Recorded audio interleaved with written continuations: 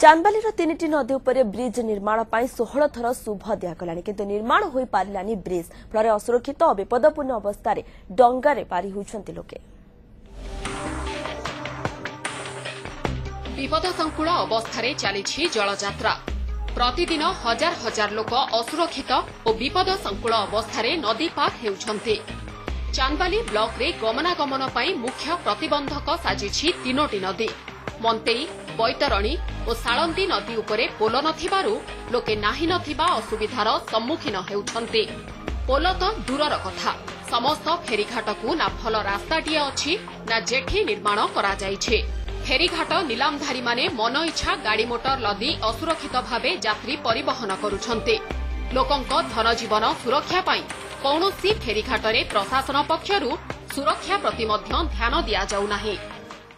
जदि सेफ्टी किछि नाही लाइफ जैकेट रहिबा दरकार जतिकी हमर मिनिमम लोक जीवा कथा डंगारे सेतिकी लोक जीवा दरकार। ये पैसा लोभरे अधिक लोक पार करछन्ती अधिक गाड़ी पार करछन्ती देखो सुरक्षित तो से भाया किसी ना तापर आमर ये गोटे पोलटा होते जावासा आमर बहुत भल होता किंतु पोल तो ना डंगा पर आम पूरा निर्भर करूँ आंगारे भी सीमित सुरक्षित व्यवस्था किसी आमर ना। ब्रिज निर्माण पर तीनोटी नदी में 16 थर शुभ दिया सारी एपरिकी गत पंचायत निर्वाचन पूर्व मुख्यमंत्री 6टी फेरीघाटे पुणी थे शुभ देते किंतु कौनसी नदी में ब्रिज निर्माण होना।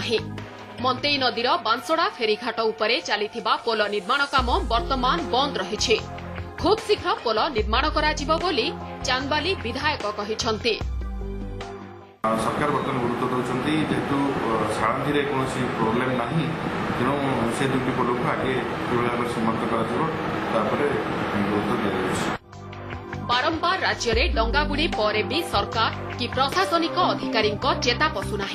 एपटे बारंबार नदी में पोल निर्माण पर शिलान्यास और भूमि पूजा देखि देखि अतिष्ठ होई पड़िलेनी चांदबाली बासिंदा। चांदबाली मानस रंजन साहू रिपोर्ट।